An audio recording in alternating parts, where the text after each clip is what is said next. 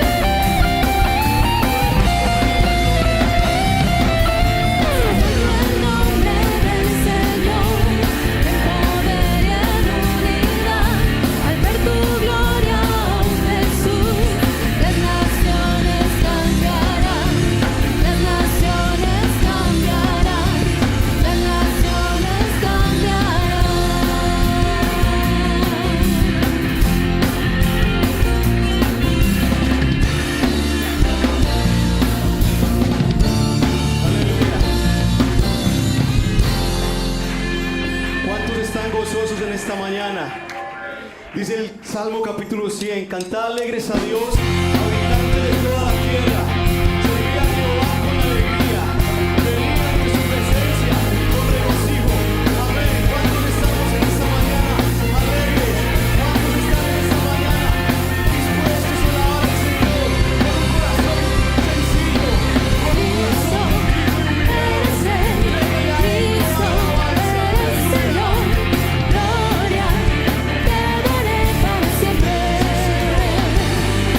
Para siempre.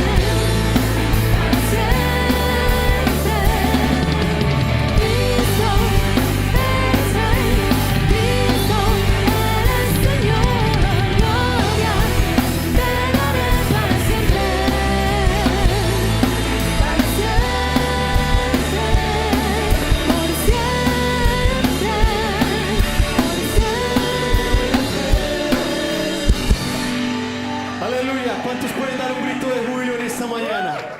Pues queremos iniciar una serie que nos ocupará durante 5 semanas, 5 domingos, a la que precisamente le hemos llamado así, sencillamente, 5 semanas de restauración.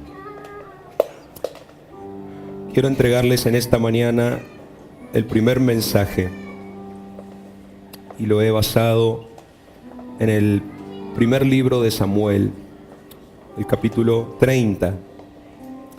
Si pueden acompañarme leyendo desde la pantalla, el capítulo 30 del primer libro de Samuel, el verso 18, dice así, leo la palabra del Señor en el nombre de Jesucristo. Y David recobró todo lo que los amalecitas habían tomado. Verso 19 dice, y no le faltó cosa chica ni grande, así de hijos como de hijas, del robo y de todas las cosas que le habían tomado, todo lo recuperó David. Un minuto más, hermanos, en pie para inclinar nuestro rostro y decirle al Señor unas sencillas palabras. Háblanos, Señor, en esta mañana. Entendemos que existe mucha necesidad en este día en tu pueblo. Todos quienes hemos dejado nuestro descanso hoy, nuestra casa, nuestra comodidad, y hemos empleado algún transporte para llegar hasta aquí, Señor. Quizás algunos hasta hayan caminado para llegar. Lo hemos hecho porque tenemos necesidades y porque creemos que esas necesidades, Señor, nos pueden ser suplidas en este lugar, el lugar de tu presencia. Señor, ahora te pido que esta palabra que vamos a predicar sirva precisamente para eso, para atender el clamor de un corazón, para responder al llamado de una voz que ha estado, Señor, ante ti pidiéndote y rogándote por una respuesta, por una solución.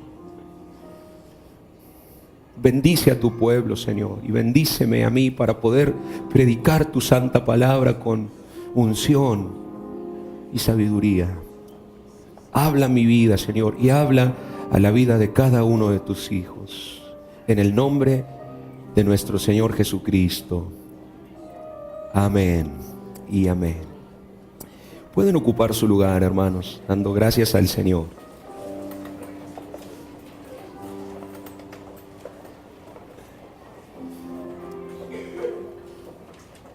¿Te encuentras en una situación crítica y caótica en tu vida?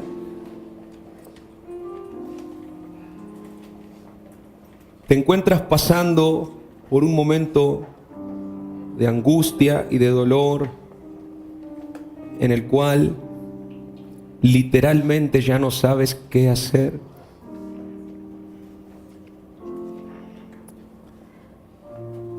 ¿Has llorado hasta ya no tener lágrimas?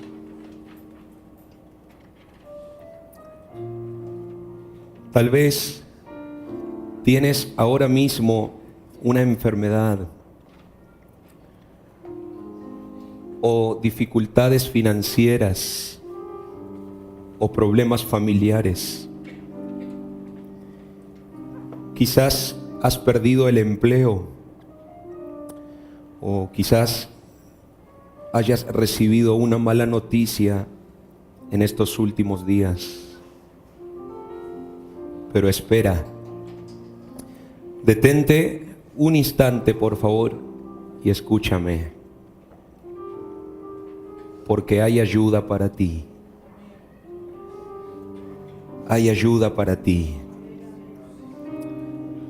El domingo pasado dije que nuestro Dios todavía está en el trono. Y Dios todavía está ocupado en su negocio. Cuando estuvo aquí en la tierra, cierta vez dijo, en los negocios de mi Padre me es necesario estar, y nuestro Señor Jesucristo todavía está ocupado en fortalecer, en hacer crecer su negocio. Y su negocio, y de eso quiero hablarte en esta mañana, es recuperar lo que se ha perdido. El negocio de Jesús, la razón por la que Jesús vino a esta tierra fue para restauración, fue para recuperación, fue para redención, que es lo mismo.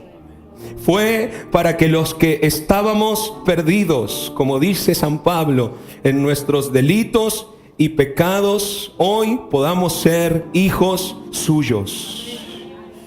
Yo quiero que leas conmigo primero de Samuel 30, pero nos vamos a ir al verso 1 ahora. Allí dice que cuando David y sus hombres vinieron a Siclag al tercer día, los de Amalec habían invadido el Negev, esto es el desierto, y a Siclag, y habían asolado a Siclag y le habían prendido fuego, y se habían llevado cautivas a las mujeres y a todos los que estaban allí, desde el menor hasta el mayor. Pero a nadie habían dado muerte, sino que se los habían llevado al seguir su camino. Vino pues David con los suyos a la ciudad, y he aquí que estaba quemada, y sus mujeres y sus hijos e hijas habían sido llevados cautivos. Entonces David y la gente que con él estaba alzaron su voz y lloraron. Diga conmigo, lloraron. A veces hace falta llorar, hermanos. A veces también hace falta levantar la voz. Dice que lo hicieron hasta que les faltaron las fuerzas para llorar. Las dos mujeres de David, Ahinoam jezreelita y Abigail, la que fue mujer de Nabal el de Carmel, también eran cautivas, también habían sido llevadas. Y David se angustió mucho porque el pueblo hablaba de apedrearlo, pues todo el pueblo estaba en amargura de alma, cada uno por sus hijos y por sus hijas, mas David se fortaleció en Jehová su Dios. Y dijo David al sacerdote Abiatar, hijo de Ahimelech: yo te ruego que me acerques el efod. Repita, efod. Y Abiatar acercó el efod a David. Y David consultó a Jehová diciendo: ¿perseguiré a estos merodeadores? ¿Los podré alcanzar? Y Dios le dijo: síguelos, porque ciertamente los alcanzarás, y de cierto librarás a los cautivos. Gloria al Señor. Esta es una historia corta, hermanos, pero poderosa. Hemos leído que la ciudad en que David habitaba había sido destruida porque David la había dejado sin supervisión. Y esto es algo que nos llama la atención, que un hombre de la talla, de la experiencia del rey David, que ya había sido ungido como tal, un guerrero hábil, un general, como dije, experimentado, cometiera esta torpeza, esta imprudencia de irse por 3 días a una campaña militar y dejar su retaguardia desguarnecida, dejar la ciudad sin un contingente de soldados, sin un sistema de seguridad. Nada más quedaron los ancianos, las mujeres, los niños. Y la historia que hemos estado leyendo dice que vinieron los amalecitas y se lo llevaron todo. Deprimido y preocupado, más que preocupado, desesperado, David decide recurrir al sacerdote de Dios. Pide al sacerdote que le alcance un efod, para los que no han estudiado esto, un traje de sacerdote, una vestimenta sacerdotal de lino, que es símbolo de santidad.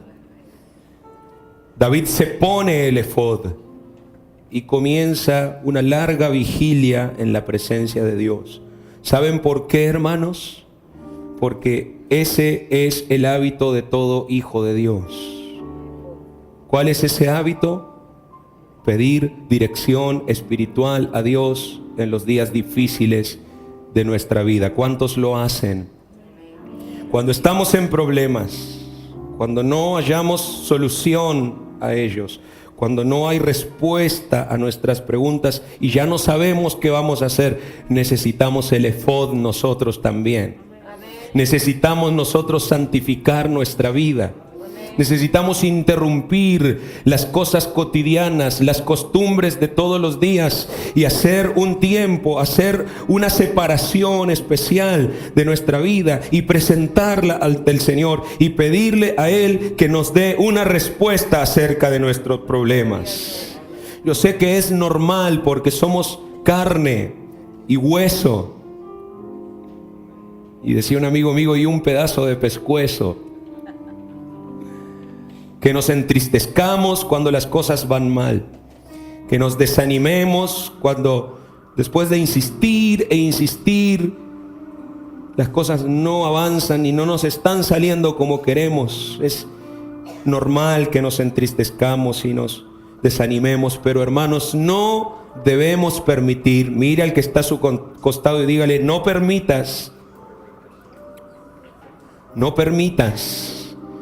que la tristeza o que la preocupación o que la incertidumbre nuble tus decisiones. Muchas veces, diferentemente de lo que hizo David, nosotros al problema le agregamos otro problema. Como suelo decir, pretendemos reparar un error porque por algo nos está pasando lo que nos está pasando. Por algo Siclag fue arrasada, porque David no fue prudente. Y queremos solucionar ese error cometiendo otro error. Y es saliendo a la carrera, como les dije a los líderes esta mañana. Se me están adelantando. Es salir corriendo desesperados y tratar de resolver las cosas en nuestras propias fuerzas, con nuestra propia capacidad. Eso no es lo que debemos hacer, hermanos, porque antes de poder vencer al enemigo, diga conmigo, antes de vencerlo, ¿qué debemos hacer? Debemos consultar a Dios. Gloria al Señor. Debemos consultar a Dios. En estos días recibíamos algunas llamadas, mi esposa, por ejemplo, a veces que atiende el teléfono y alguien del otro lado le dice, dejé mi trabajo, cambié de carrera, me voy a ir unos días a tal ciudad, me voy a cambiar de casa, y así por el estilo. Son muchas las noticias que recibimos y ante ellas, ella o yo invariablemente en algún momento de la conversación hacemos esta vieja pregunta: ¿y lo consultaste a Dios? ¿Saben? Muchas veces tenemos el problema. ¿Hay un guerrero de oración reprendiendo esa alarma? Espero que sí. El domingo pasado nos molestó todo el servicio. Alguien lleno del Espíritu Santo que comience a reprender la distracción en esta mañana. No suena en toda la semana, sino cuando empieza el sermón. Es para que tú te distraigas y no puedas oír.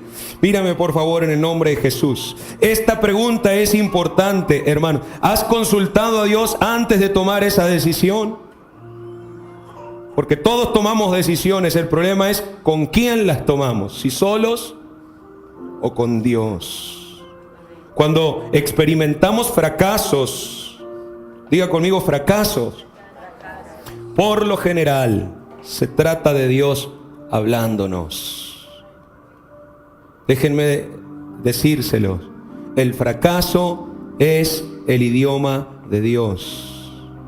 En una de las enseñanzas que ustedes van a recibir en los grupos de amistad en los próximos días, van a leer una frase precisamente de Thomas Alva Edison, que en cierta ocasión lo perdió todo, y estando parado allí frente de sus ruinas, del incendio que quemó todas sus posesiones, él dijo estas sabias palabras: todo fracaso trae algo. Todo fracaso trae algo. A los que amamos a Dios, a los que servimos a Dios, todas las cosas nos ayudan a bien.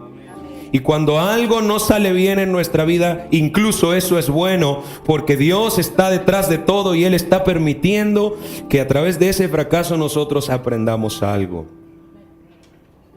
Y es cierto que David cometió ese error, y es cierto que David cometió muchos errores, y que su vida no fue para nada intachable, pero sí tuvo la victoria. David tuvo una vida victoriosa sencillamente porque él aprendió el idioma de Dios. ¿Cuántos en esta mañana están aprendiendo el idioma de Dios? ¿Saben? Dios no habla como nosotros. Dios tiene su propio idioma para hablar. Por eso David, en una de sus canciones, dijo: cuando era un joven pastor todavía, Él me conduce. Qué hermoso es poder decir que el que está conduciendo nuestra vida es Dios y no nosotros. Amén. Aún Santiago le dice a Medellín, le dice a Antioquia, le dice a Colombia, le dice a la iglesia que está en Colombia: no digas mañana iré y compraré y venderé y haré esto y haré aquello. No digas así. Di: si Dios quiere, haré esto o aquello. Parece que Santiago podría haber agregado algo y haber dicho: luego, si te va mal, no le reclames a Dios, ni te quejes, porque no dijiste las palabras mágicas, no dijiste las palabras claves. Si tú quieres, Señor, si tú me dejas, si estás de acuerdo, Señor. Que fue lo que hizo David, a pesar de que él había cometido ese error de irse, incluso de andar con la gente equivocada, porque él se había aliado con los filisteos, nada menos. Parece que se le olvidó a David que aquel Goliat que él tumbó era un filisteo y ahora andaba con ellos otra vez. Y esto desagradó a Dios, y por eso Dios le envió a los amalecitas a que se llevasen a sus mujeres, a sus niños, a sus animales. Todos se lo llevaron, y lo poco que quedó lo prendieron fuego. A pesar de eso, y a pesar de que la destrucción que ocurrió en Siclag fue consecuencia de eso, hay algo bueno que yo quiero enseñarles a ustedes a partir de este error de David. ¿Cuánto lo quieren aprender? Yo confío en que usted se va a ver reflejado aquí. Número 1, aprendemos de este error de David que el desaliento, diga conmigo, desaliento. ¿Cuántos saben de lo que estamos hablando?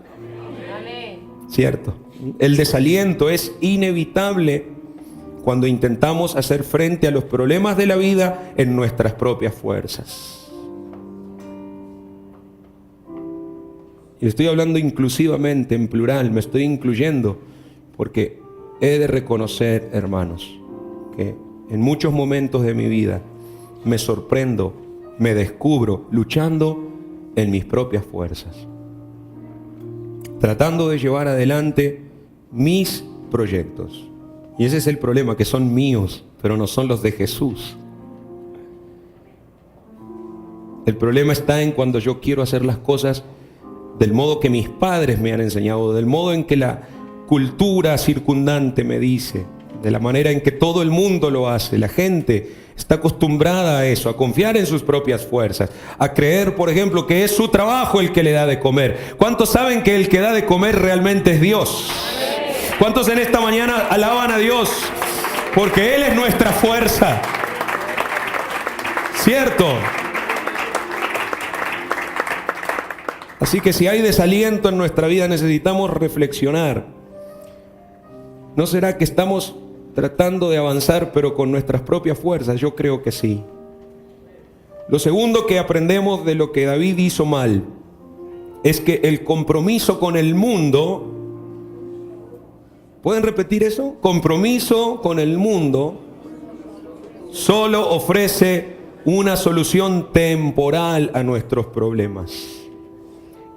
Y lo curioso, lo increíble del caso, hermanos, es que en la Biblia esta es una constante. Pudiéramos mencionar decenas de personajes bíblicos, algunos de ellos héroes como David, que en algún momento de su vida cometieron el tremendo error, el semejante descuido de aliarse con un enemigo de Dios. Hace unos días atrás les envié un devocional sobre Josafat, otro hombre destacado de la Biblia por recto, justo, bueno. De él nos recordamos aquella victoria increíble sobre un pueblo enemigo, el pueblo asirio. Sin embargo, en determinado momento Josafat se está aliando con Acab, de eso les escribí, y está haciendo pacto con él y casando a su hijo con la hija de Acab y de Jezabel. Y aquello habría de traer la adoración a Baal a Judá, y por ende la destrucción de aquel pueblo. Un grave error, hermanos, comprometernos con el mundo. Pablo se refiere a este compromiso como el yugo desigual. Yugo desigual. Asociaciones comerciales. Ya prediqué de ese tema hace unos meses atrás. ¿Se acuerdan cuando hablé de Jonás en el barco? Mucho más grave aún, asociaciones sentimentales. Relaciones de amistad. A mí me llama la atención cómo muchas veces un hermano o una hermana dice: yo tengo muchos amigos, ay, yo tengo muchas amigas. Las amigas del salón social, el salón comunal, los amigos del club de deporte, y así por el estilo, los de la universidad, y a todo el mundo lo incluyen en esa categoría, amigos. Y el Espíritu Santo a mí me prende una luz roja grandota cuando escucho a alguien hablar así, porque digo, Jesús no tuvo muchos amigos, yo tampoco tengo muchos amigos. Es algo muy delicado decir, este es mi amigo, esta es mi amiga. Uno no debería tener más de 4 o 5 amigos. Les digo por qué, porque es imposible, hermanos, tener tanta gente en la cual uno puede confiar y contarle todos sus secretos y que sepan todo de uno. Eso no ocurre. A menos que usted quiera que salga publicado en El Tiempo y en El Colombiano toda su vida, y que acaben con usted. Uno no puede ir abriéndole el corazón a todo el mundo, ¿sí o no? Los que tienen más años acá, respáldenme por favor. ¿Cierto? No nos podemos andar asociando. Cuando somos jóvenes, sin experiencia, cometemos ese error. Pensamos que todos son chéveres y que todo va a estar bien. Y no es así con el tiempo. Se sufre. David ya estaba grande y de todos modos comete este error, se compromete con alguien. Nunca me voy a cansar de decirlo. A veces hasta se lo escribo a alguien por ahí cuando veo que se abraza con todo el mundo y corre con todos para todas partes, y qué chévere, ¿verdad? Le pongo Santiago 4:4, la amistad con el mundo es enemistad con Dios. ¿Cuántos de ustedes han recibido un correíto mío diciendo eso? ¿Ah? Y a veces sé que les puede caer un poco mal, pero prefiero que le caiga mal y que se salve. Y que entienda, amado hermano, que no se puede caminar con Dios y con el mundo a la vez. Diga conmigo, no se puede. No se puede. David lo intentó y le fue muy mal. Muy mal. Número 3, el castigo de Dios por lo general, cuando hemos hecho eso, es hacernos afrontar las consecuencias de nuestras propias decisiones incorrectas. Y número 4,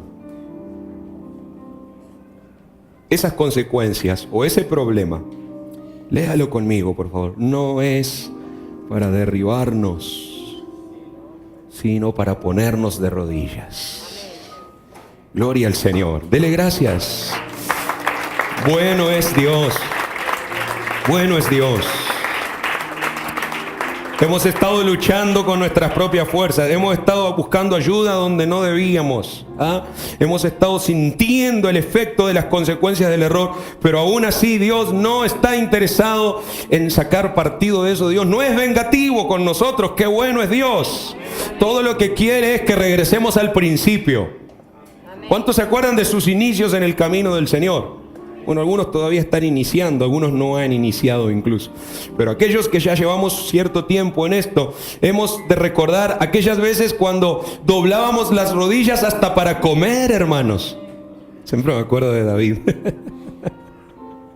Que una vez queríamos desayunar y nos tuvo como 10 minutos orando ahí.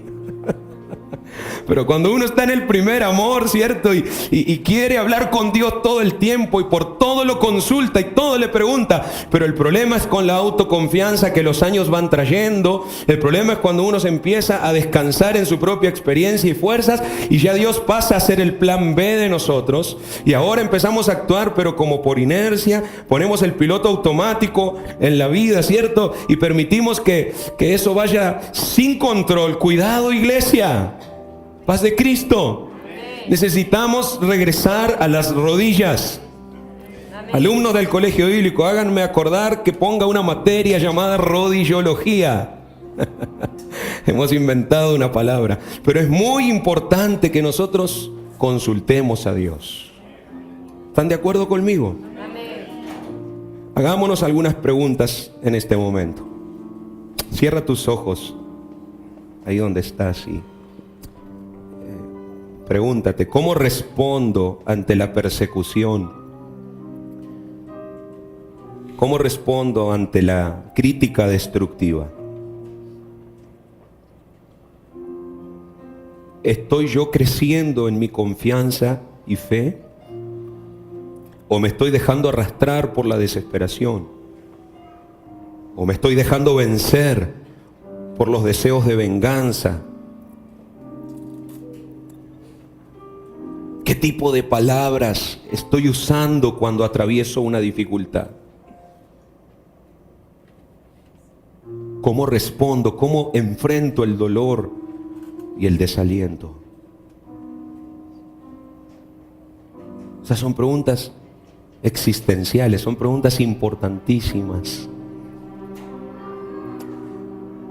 Míreme por favor, ¿usted se puede imaginar cómo se sentiría David? Padres y madres, digan amén. Que te secuestren a los hijos. Esposos, digan amén. Que te lleven a tu mujer. Todos los que trabajan, digan amén. Que te saquen todo lo que has obtenido hasta ese momento y te lo roben. ¿Usted se puede imaginar cómo se sintió David? Yo creo que estaría diciendo: tierra, trágame. Para colmo, no solo habían robado lo suyo, habían robado lo de todos los hombres que se habían ido a la campaña militar con él. Ahora entonces él era el responsable de todo lo que se habían llevado. Estaba como la aseguradora, tenía que responder por todo. Y los hombres, dice la palabra, hablaban de apedrearlo.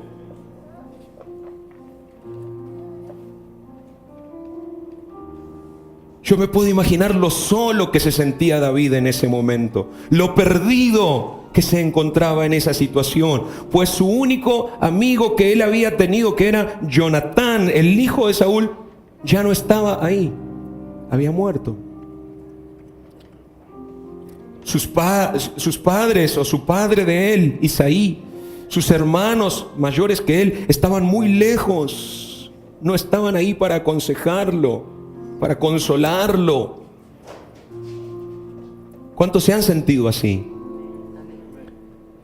Y se han preguntado, como David se estaría preguntando: ¿a dónde voy a ir yo ahora? ¿Qué voy a hacer yo ahora? ¿A quién recurro en esta situación? ¿Quién me podrá consolar? ¿Quién me podrá devolver el ánimo? Porque David estaba desanimado, hermanos. Pues la respuesta está en el verso 6 de este capítulo. Dice que David se fortaleció en Jehová su Dios. ¡Aleluya! David se fortaleció en Jehová su Dios. después de toda una noche con el efod puesto, después de toda una noche, como dijimos, derramando el perfume de su adoración a Dios, me imagino sus palabras: Señor, yo no entiendo por qué los amalecitas pudieron hacer esto, Señor, yo no sé qué está pasando, pero de todos modos confío en ti, Señor, de todos modos te alabo a ti, Señor. Y mientras el día comienza a despuntar, y mientras el sol comienza a salir en el horizonte de Ziklag, también el corazón de David se comienza a levantar. Dios lo comienza a fortalecer. Y este hombre que había pasado todas esas horas hablándole a Dios, en determinado momento escucha algo que le dice, alguien que le dice: síguelos. Esa era la voz de Jehová. Esa es la voz de Dios que ahora le responde: síguelos, David, persíguelos, porque ciertamente los alcanzarás y liberarás a tus cautivos. Dale un aplauso a Cristo que todavía habla. Dice el canto: cuando Él queda en silencio es porque está trabajando. Pero hay un momento en que se interrumpe el silencio de Dios y Dios habla y Dios dice: ya está hecha la obra. Ya he escuchado tu clamor y ya he soltado la respuesta. Nada más ponte en pie, sácate ese efod, ponte el traje de militar y ve tras tus enemigos, porque yo los he entregado en tu mano. ¿No me crees? Yo los he entregado en tu mano, dice el Señor. Aleluya. Esto es lo que significa que David se fortaleció en Jehová su Dios. ¿Cuántos han venido a fortalecerse en esta mañana? Aleluya. Qué tremenda verdad, ¿cierto? Esto de que un día de nuestra vida parece que todo está perdido y al otro día todo cambió. ¿A cuánto les ha pasado? Parece que peores y más cantidad de malas noticias no pudieron haber llegado. Todas juntas, dice el obispo Valverde, que las malas noticias vienen en bus, no en moto. Pero de repente entra Dios. Pero de repente Dios detiene todo. De repente Dios abre su boca y comienza a hablar. Y hermano, en un instante, así como suele suceder cuando Él obra, todo cambia. Todo se renueva, todo se transforma, porque el Señor Jesucristo ha llegado.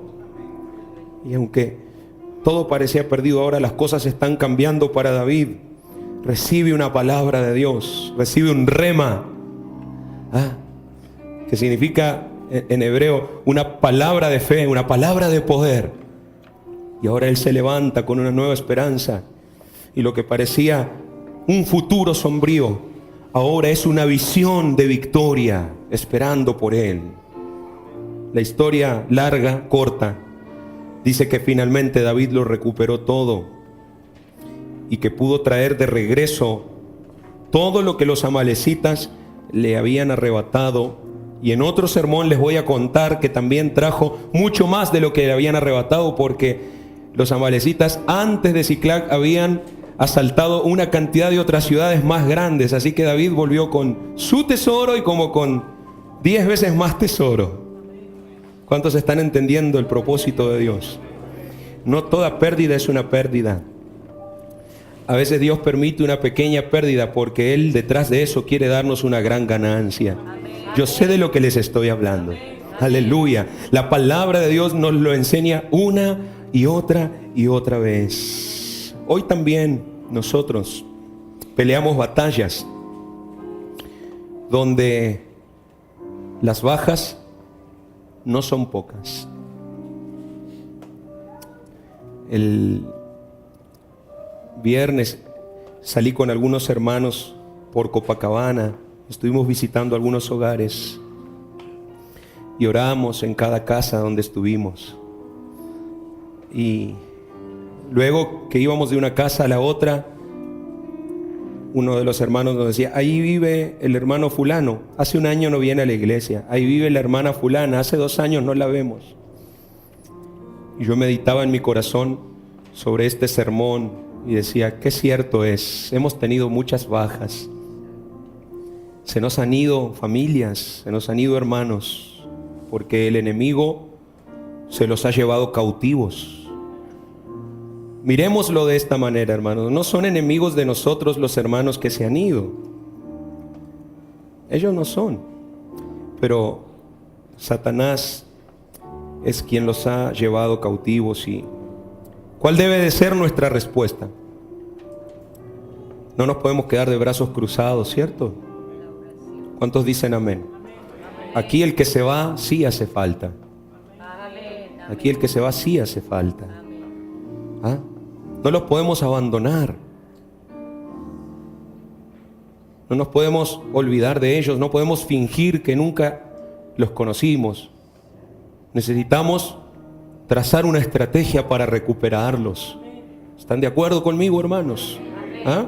Cuando vemos a uno de nuestros hermanos, y voy a tocar fibras más íntimas, cuando vemos a uno de nuestros hijos, de nuestros nietos, porque aquí hay abuelos también, que empiezan a alejarse del Señor, que empiezan a ausentarse de la iglesia, que ya no quieren servir al Señor junto a nosotros, hermanos, tenemos que hacer todo lo posible para juntarnos como ahora lo vamos a hacer en esta mañana e ir a su rescate.